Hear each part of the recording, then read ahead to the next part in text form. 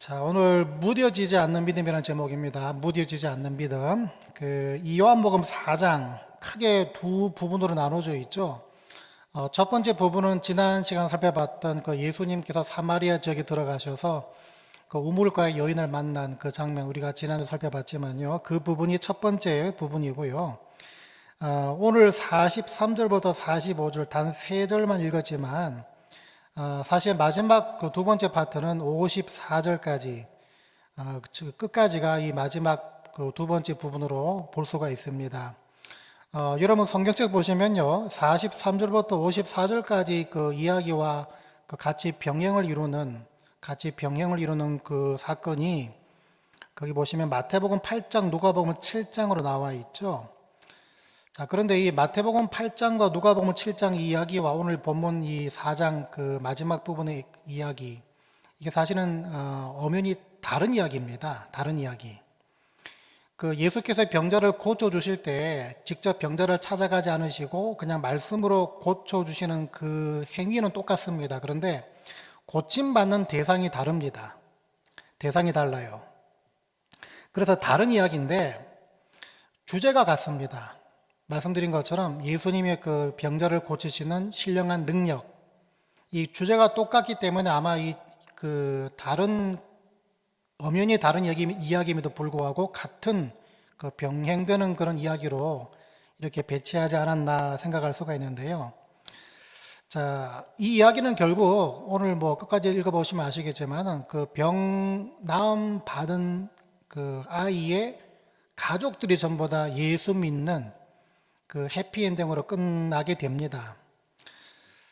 성경을 보시면요, 특별히 복음서에서 또 그 안에서 또 예수님의 공생의 사역 가운데 예수님의 신적 능력이 언급될 때마다 항상 동반되는 그 주제가 있습니다. 그게 뭔가 하면요, 예수님의 신적 능력을 통해서 하나님의 아들 되심을 많은 사람들 하여금 믿게 하기 위해서 예수님의 신적 능력이 기록되어지는 것, 그 목적이 바로 거기에 있다는 것인데요.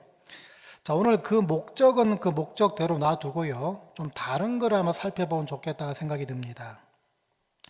자, 지난 시간에 이어서 예수님이 제자들과 함께 사마리아를 지나서 갈릴리 지역으로 들어가시는데 이 44절을 보니까요, 제자들에게 이런 말씀을 하십니다. 선지자가 고향에서는 높임을 받지 못한다. 선지자가 고향에서는 높임을 받지 못한다. 잘 아시는 그 말씀이죠. 그런데 45절을 보니까 이렇게 기록하고 있습니다.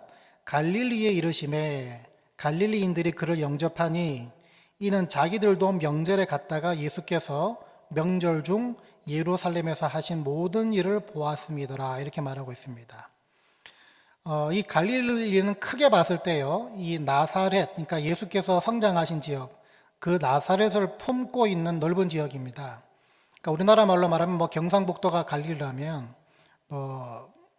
김천이나 구미 같은 데가 이제 나사렛 이렇게 볼 수가 있는데요. 예수님이 선지자가 고향에서 높임 받지 못한다 말씀하셨는데, 근데 45절을 보니까 그 고향에서는 예수를 환영하고 있습니다. 이게 좀 앞뒤가 안 맞죠?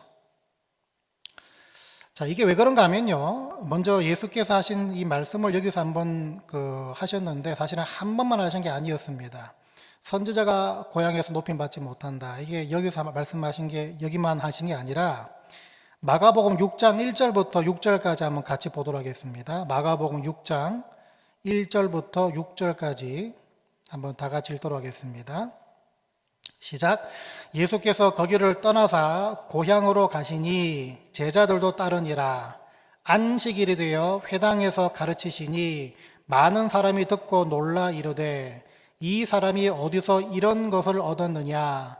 이 사람이 받은 지혜와 그 손으로 이루어지는 이런 권능이 어찌 됨이냐?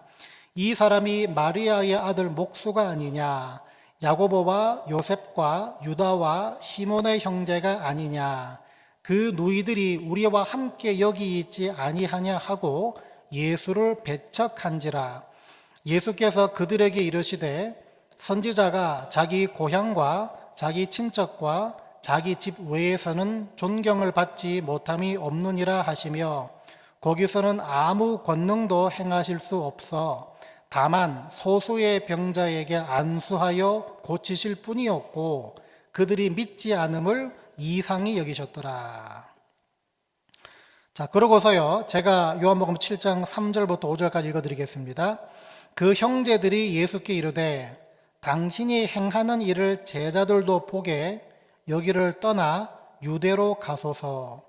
스스로 나타나기를 구하면서 묻혀서 일하는 사람이 없나니 이 일을 행하려 하거든 자신을 세상에 나타내소서 하니 이는 그 형제들까지도 예수를 믿지 아니함이로라. 이렇게 나와 있죠. 자, 그리고 고향과 가족에 대한 말씀은 아니지만요, 마태복음 11장 20절부터 21절 말씀을 같이 또 보도록 하겠습니다. 같이 읽습니다. 시작.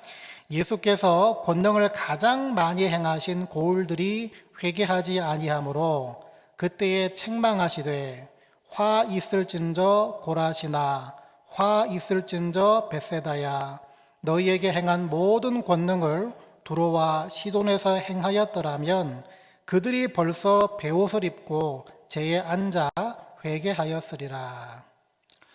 자, 지금까지 살펴보고 같이 읽으셨던 말씀들을 보건대 이 고향 사람들이나 예수님의 가족들조차도 예수님을 하나님의 아들로서 더 나아가서 메시아로서 보지 못했죠. 믿지를 못했습니다. 자, 그랬던 이유들 중에 가장 큰 이유가 뭐였습니까? 예전에도 이 부분을 잠깐 언급한 적이 있는데요. 어떤 익숙함으로 인한 편견 때문이었습니다. 여러분, 익숙함으로 인한 편견이란 말을 이 예수님의 어떤 가족들, 예수님의 고향 사람들과의 관계를 통해 언급을 할 때 우리 이 말씀을 현실로 끌어오면요, 대뜸 퍼뜩 어떤 생각이 듭니까? 가족 전도가 제일 어렵다. 가족 전도가 제일 어렵죠. 왜 그렇습니까? 익숙함 때문에 생겨난 편견, 익숙함 때문에 생겨난 어떤 선입관, 그것 때문이죠. 그러니까 쉽게 말하면 네가 사는 꼴을 보면 내가 예수 못 믿겠다, 그거죠. 우리 가족분들 보면 그런 말 있지 않습니까? 저도요, 어릴 때 친구 만나면 야, 네가 어떻게 목사가 됐냐?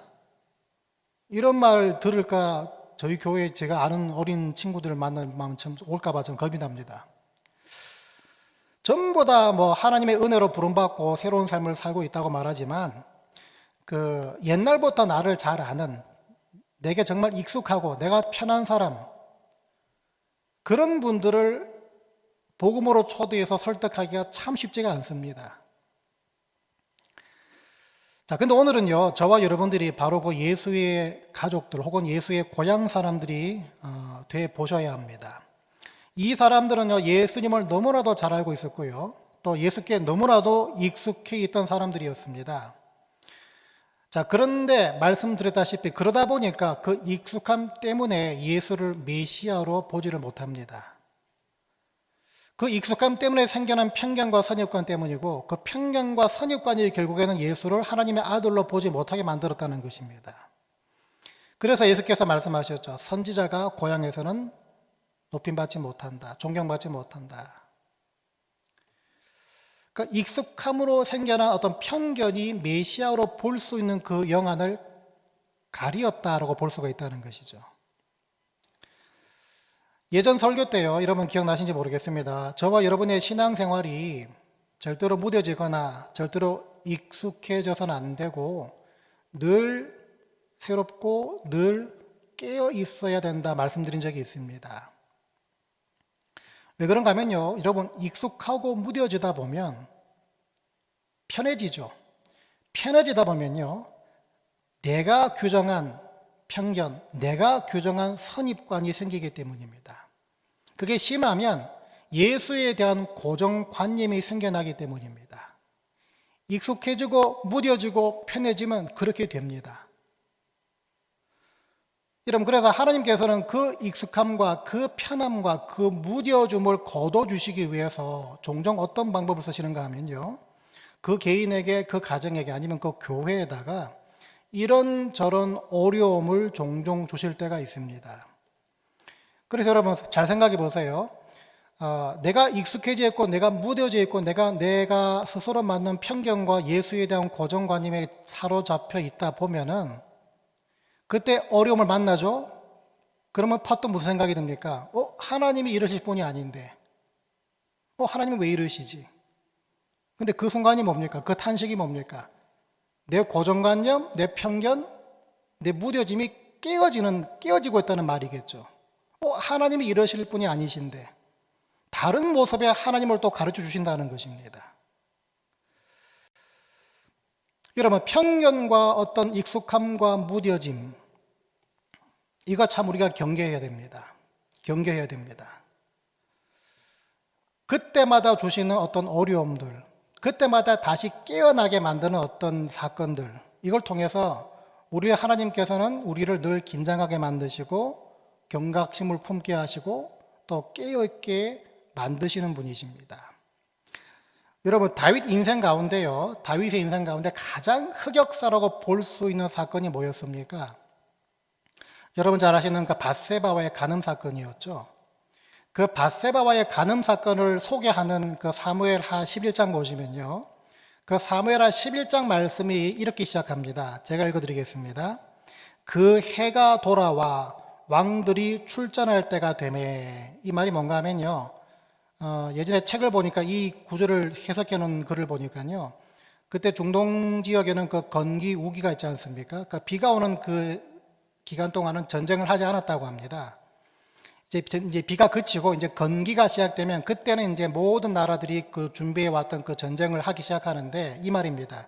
그 해가 돌아와, 다시 말해 이제 건기가 됐다는 것인데요, 왕들이 출전할 때가 되매 모든 나라들이 이제 이런저런 이유로 이제 전쟁을 하기 시작합니다. 그때가 됐는데 다윗이 요압과 그에게 있는 그의 부하들과, 요압이 군대 장관이었죠. 그 군대 장관과 그의 부하들과 온 이스라엘 군대를 보내니,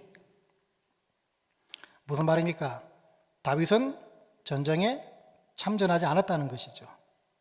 보내니 그들이 암몬 자손을 멸하고 랍바를 에워쌌고 다윗은 예루살렘에 그대로 있더라. 저녁 때에 다윗이 그의 침상에서 일어나 왕궁 옥상에서 거닐다가 그곳에서 보니 한 여인이 목욕을 하는데 심히 아름다워 보이는지라. 이게 다윗의 밧세바 간음 사건을 기록하고 있는 그 이야기의 첫 1절, 2절 말씀입니다. 여기 보시면요, 이 말씀을 통해서 우리가 어떤 그림을 그릴 수 있습니까? 다들 전쟁터에 다 출전해 있는데 다윗 혼자 예루살렘 왕궁에 남아 있습니다. 딱히 할 일이 없습니다. 무료합니다. 그냥 잠이나 잘까 싶어가지고 초저녁부터 잠을 청하는데 잠이 오질 않습니다. 그래서 어떻게 합니까? 왕궁 옥상에 올라가서 어슬렁 걸어 다닙니다. 그런 그림이 그려지지 않습니까? 이게 무슨 어떤 그림입니까? 익숙해져 있다는 것입니다. 무뎌져 있다는 것입니다. 깨어있지 않았다는 것입니다. 익숙하고 무뎌지고 깨어있지 않을 때 죄악이 틈타 들어오죠. 이 사무엘하기 11장 바로 직전까지 10장까지 보시면은 다윗이 승승장구합니다.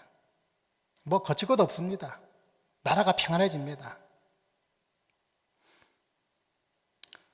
그 익숙함, 그 무뎌짐, 그 편함, 다시 말해 깨어있지 못할 때 죄악이 틈탄다는 것입니다.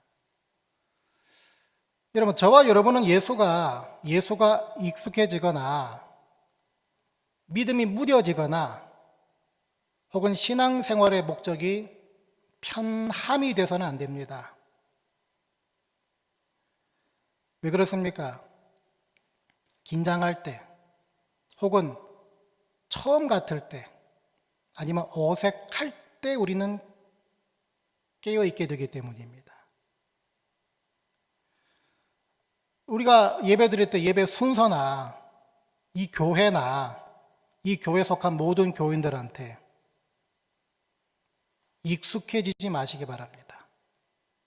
늘 새롭고 늘 처음 같고 늘 어색한 대상들이 되시기 바랍니다.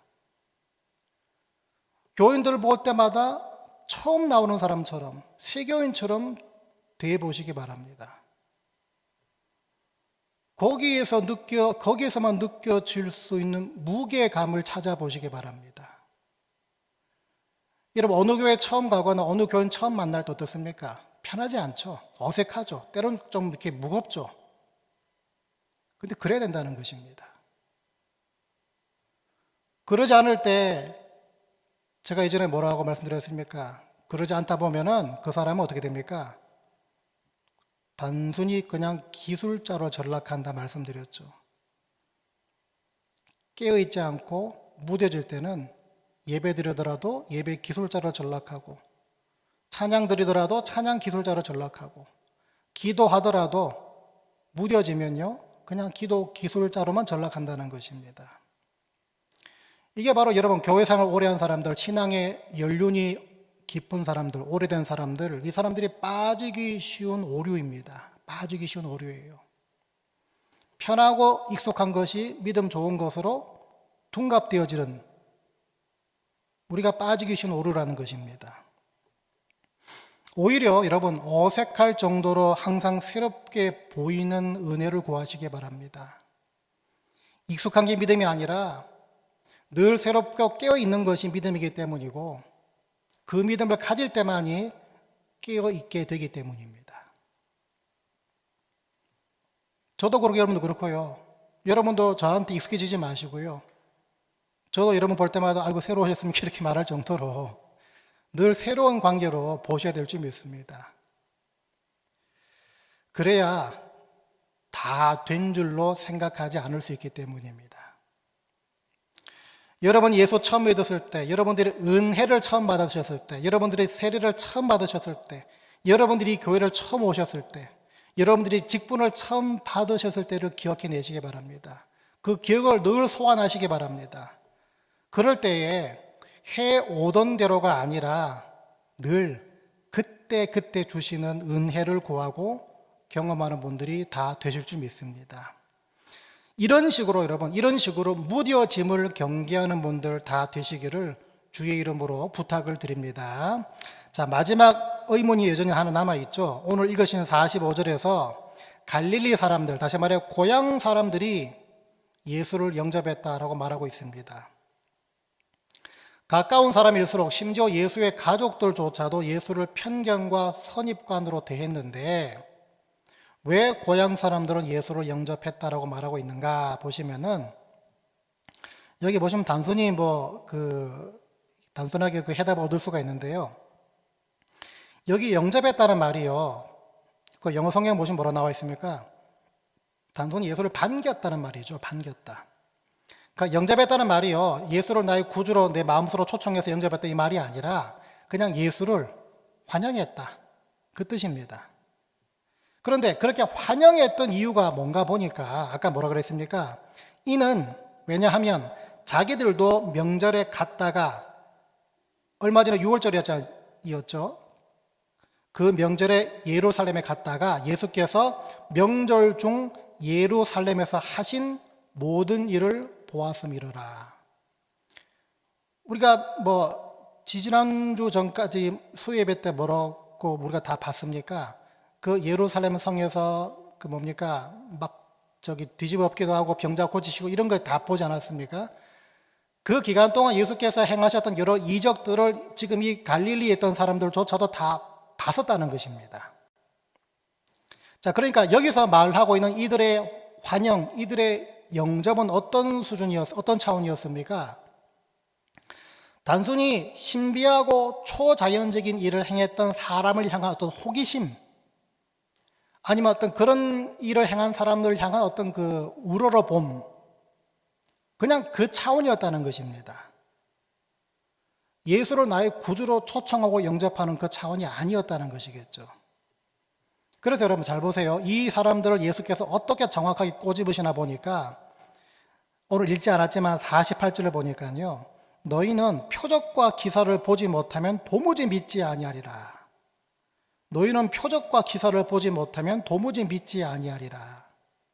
지금 이 사람들이 예수를 영접하고 환영한 이유가 바로 여기에 있습니다. 자, 여기서 우리가 예수 믿으면서 경계해야 될 것 하나를 더 보게 됩니다. 아까는 익숙해지는 것, 무뎌지는 것, 깨어있지 못하는 것 말씀을 드렸는데 여기서 뭘 봅니까? 우리 중에도 그렇고 우리 주위에는요, 어떤 표적, 어떤 기사, 어떤 신비한 이적, 여기에 목을 매는 분들이 계십니다.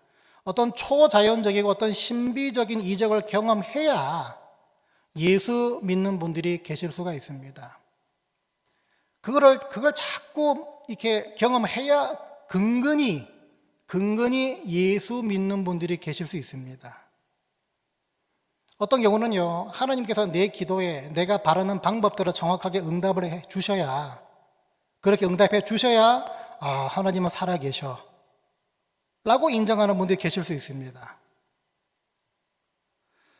근데 여러분 잘 생각해 보세요. 그런 표적과 그런 기사와 그런 이적들을 여러분 매일매일 본다고 한번 상상해 보세요.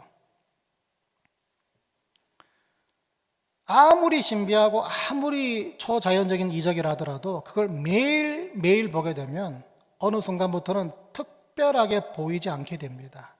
특별하게 보이지 않게 됩니다. 그러다 보니까 그 표적과 기사와 초자연적인 어떤 그런 현상, 여기에만 목을 매는 그 믿음들은요, 어제의 표적보다 오늘의 표적이 더 강렬하고 더 자극적이고 더 극적이어야, 그게 충족돼야 예수를 믿겠다로 변해간다는 것입니다. 그거 얼마나 볼품없습니까?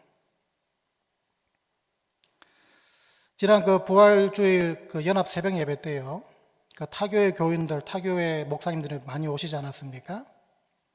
근데 타교회 교인분들, 안면 있는 분들이나 또 다른 교회 목사님들을 만나 얘기하다 보면은 몇 분 교인들 또 몇 목사님 다 그 얘기 하십니다.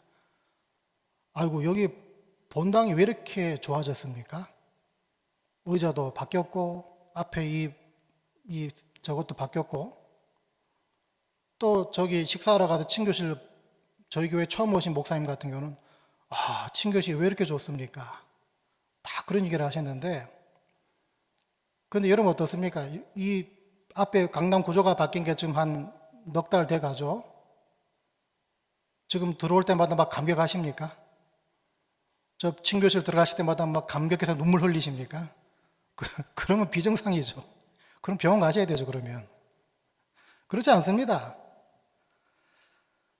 제가 말씀드리는 것은요, 표적은, 이적은, 신비하고 초자연적인 어떤 기사, 이것은 믿음의 동기 내지 출발점은 될 수 있겠지만요, 그게 우리의 믿음의 근거가 될 수는 없다는 것입니다. 평생 그것만 붙잡고 살 수는 없다는 것입니다. 믿음은요, 눈으로 보고 확인하는 게 아니라 뭡니까? 바라는 것들의 실상이기 때문입니다. 보이지 않는 것들의 증거가 되기 때문입니다. 내가 만져봐야, 내가 확인해야 믿겠다. 이건 뭡니까? 그냥 과학이죠. 그냥. 오죽하면 예수께서, 부활하신 예수께서 도마한테 뭐라 그러셨습니까? 너는 나를 본고로 믿느냐? 보지 못하고 믿는 자들은 복되도다. 이 말씀을 하시죠. 제자들에게 나타나셔서, 특별히 도마가 없을 때 나타나셔가지고, 그러다 보니까 도마가 의심하지 않습니까? 다시 도마에게 나타나셔가지고 제자들이 나타나셔 도마한테 말씀하시지 않습니까? 이 말을 옆에 있던 베드로도 들었던 것 같습니다. 그래서 베드로가 나중에 베드로전서 1장 8절 9절 보니까 이렇게 말합니다. 예수를 너희가 보지 못하였으나 사랑하는도다. 이제도 보지 못하나 믿고 말할 수 없는 영광스러운 즐거움으로 기뻐하니 믿음의 결국 곧 영혼의 구원을 받음이라. 보고도 안 믿는 사람들도 있고요, 보지 못했지만 믿는 사람들도 있습니다. 우리 같은 사람들. 근데 그런 사람 뭐라 그럽니까? 믿음의 결국 곧 영혼의 구원을 받음이라. 물론 아주 막 극적인 현상들, 이것들을 한 번이라도 목격하면 내가 예수를 한번 제대로 믿어보겠다, 이런 분들이 계실 수 있습니다. 근데 여러분 그걸 아셔야 합니다. 우리의 눈이 너무 높아지고 우리의 눈이 너무 고급화되는 바람에 우리는 시간이 갈수록 웬만한 이적에는 눈 하나 깜짝 안 하는 그런 건방진 존재로 살아가는 연약함들이 다 있다는 것입니다. 여러분 그래서 오늘 이걸 기억하시기 바랍니다. 우리는요 평범하고 당연한 상황 속에서도 하나님의 일하심을 볼 수 있는 영안을 구하고 받아야 합니다. 그런 영안을 가지게 되면요 죽은 자가 살아나는 것이 꼭 그래야만 이적이 아니라 내가 오늘 만사 다 제쳐놓고 이 자리에 예배 드리러 왔다, 이것도 이적으로 볼 수 있게 되기 때문입니다. 얼마 전에 저희 교회 방문하신 분을 통해서 제가 들은 얘기인데요, 이 가족들이 원래 예수를 안 믿었대요. 이 가족들이 이제 휴스턴에 살 때요, 그 더운 텍사스 휴스턴에 살 때 어떻게 아내와 애들만 이제 교회를 나가게 됐는데 남편은 목에 칼이 들어도 예수 못 믿겠다는 거예요. 대신에 주일 아침에 교회에 드랍해주고 교회 마치면, 예배 마치면 이제 픽업하는, 그건 해주겠다. 이래가지고 이제 교회에다 데려다 주고 이제 픽업하고 그랬는데, 뭐 하루는 어떤 시간이 어떻게 뭐가 좀 동선이 어떻게 좀 꼬였는지 드랍해주고 가지를 못하고 집에 가지 못하고 그 주차장에서 그냥 남편이 기다리고 있었다고 합니다. 기다렸는데 그때 여름이었나 봐요. 너무 더워서 예배당에 들어가 보기로 했대요. 근데 그날부터 예수를 믿게 됐다는 거예요. 그날부터. 얼마 전에 오신 분도 그 자기 아들이 자기 친구 그 여름 성경학교 때문에 교회를 가게 됐는데 애를 이제 어쩔 수 없이 애가 친구 약속 때문에 교회를 갔다 하고 그러는데 엄마도 따라가셨대요. 그냥 따라가서 본당에 앉아 있는데 그렇게 눈물이 나더래요. 그날부터 예수를 믿게 됐는데 그거 이적 아닙니까? 꼭 죽은 자가 살아나 이적입니까? 다리가 부러진 사람 안전병이가 꼭 이렇게 일어나야 그게 이적입니까? 그것만 이적이 아니라는 것입니다. 따지고 보면요 너무 당연하고 너무 익숙해서 그래서 평범하다고 생각하는 바람에 지나치는 게 많아서 그렇지 우리 주위에는요 하나님이 값없이 베풀어 주신 설명할 수 없는 이적들과 섭리들이 가득 차고 넘친다는 것입니다. 너무나 당연한 것으로 보고 있기 때문에 발견 못할 뿐이지 차고 넘친다는 것입니다. 여러분 그래서 잘 보세요. 어떤 분한테는요 숨을 제대로 쉬는 것이 하나님의 이적입니다. 그렇지 않습니까? 어떤 분한테는요 음식을 씹어 삼키는 것이 하나님의 능력이라고 고백하는 분들이 계십니다. 어떤 분들은 자신의 두 다리로 걷는 것이 하나님의 이적이다. 어떤 분들은요 심장 뛰는 것이, 어떤 분한테는 내 입으로 말하는 것이 하나님의 이적으로 보이는 분들이 계십니다. 심지어 어떤 분한테는요 내 자녀가 아무 탈 없이 학교 잘 다녀오는 것 자체가 하나님의 보호하심과 하나님의 인도라고 보이는 분들이 계십니다. 다 이적 아닙니까? 말씀드리고자 하는 것은요 우리가 너무 익숙하고 너무 무뎌지는 바람에 그걸 보지 못할 뿐이라는 것입니다. 그래서 믿음을 끝까지 붙잡게 만들어주는 그 범위를요 그냥 특별한 것에만 두지 말자는 것입니다. 그 레인지를 넓히라는 것이에요. 깨어있고 긴장하고 경각심을 가지게 되면요 모든 것이 다 감사의 제목이고 모든 것이 다 하나님이 나를 위해 베풀어 주시는 것으로 보이는 것입니다. 여러분 요한복음 1장에서요 하나님이 예수님이시고 예수께서 말씀이라 이런 말씀이 나옵니다. 요한복음 1장 1절 보니까요 태초에 말씀이 계시니라 이 말씀이 하나님과 함께 계셨으니 이 말씀은 곧 하나님이시니라. 이게 무슨 말인지 아시죠?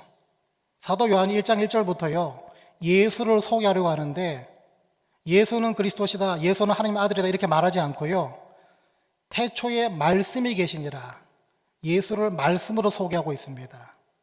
이 말씀이 즉 예수가 하나님과 함께 계셨으니 이 말씀은 곧 하나님이시니라. 그리고 나서 사도 요한이 1장 14절에서 이렇게 말합니다. 말씀이 육신이 되어 우리 가운데 거하심에 우리가 그의 영광을 보니 아버지 독생자의 영광이요 은혜와 진리가 충만하더라 말하고 있습니다. 하나님 말씀, 다시 말해 성경 말씀이 곧 예수라는 것이겠죠. 이게 그럼 무슨 말입니까?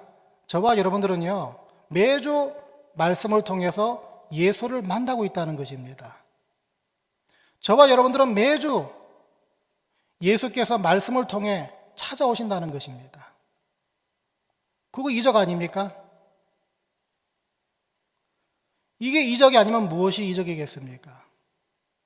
예수께서 말씀을 통해서 여러분들을 찾아오신다. 무뎌지지 마시고 당연하다고 생각하지 마시고 늘 깨어있게 되시기 바랍니다. 제가 다음 주 월요일부터 한국을 3주 동안 다녀옵니다. 그러다 보니까 참 죄송하지만 어떤 분한테는 신났다라고 할 수 있겠지만 수요 예배가 한 4번 정도 없어요. 참 죄송합니다. 어떤 분들은 뭐 죄송할 것까지요. 어쨌든 4번 정도 없습니다. 여러분 그냥 덤덤하고 그냥 평범하게 들었던 신목사 설교가 그리워지는 기간 되시기 바랍니다. 그냥 당연하다라고 생각했던 말씀이 막 사무치게 그리워지는 그런 기간 되시기 바랍니다. 저 역시 지지리도 아멘 안 하는 성도분들 그분들이 문득문득 그리워지는 그런 기간이 되면 좋겠다는 생각을 합니다. 당연하다고 생각했던 것들이 뒤집어져서 감사한 제목이었구나. 하나님이 살아계신다는 것을 내가 느끼는 그런 통로였구나. 이렇게 느껴지는 기간 되시기 바랍니다. 당회 또 연합 재직회 때 말씀을 드리고 또 다 결정했지만요. 6월달, 7월달, 8월달에는 제가 나중에 설교를 통해서 말씀을 드리겠지만 여호와 앞에 잠잠한 그런 기간으로 좀 삼아보려고 합니다. 무슨 말인가 하면요. 6, 7, 8월달은요. 다른 봉사 아무것도 안 하고 그냥 예배에만 집중하는 기간으로 하려고 합니다. 그래서 뭐 성가대, 찬양팀, 친교 식사조차 섬김, 봉사, 헌신, 희생 이거 다 내려놓고 그냥 예배만 딱 드리는 그 기간으로 좀 해보려고 합니다. 그렇게 하려고 하는 이유는 제가 설교 때 나중에 시간을 좀 이렇게 할애해서 말씀을 드리겠습니다. 그런데 그 기간 동안 일상의 작은 부분에서도 하나님이 계셨구나, 하나님이 인도하셨구나, 하나님이 섭리하셨구나 이것들을 좀 경험해보는 기간으로 채워가면 좋을 것 같습니다. 당연한 것으로 생각했던 것들이 알고 보니까 감사의 제목이었구나 라고 느껴보는 그런 기간이 되면 좋을 것 같습니다. 오늘 여러분 이 말씀을 통해서요 다른 것 다 잊어버리시더라도 한 가지만 기억하시고 돌아가시기 바랍니다. 그래, 익숙해지지 말자, 깨어있자, 무뎌지지 말자, 당연한 것으로 보지 말자. 그것만 기억하고 하시면 다 된 겁니다. 익숙하거나 무뎌지지 마시고요 일상 속에서 하나님의 살아계심을 늘 경험할 수 있는 그런 신명나는 신앙생활 다 하게 되시기를 주의 이름으로 간절히 축원드립니다.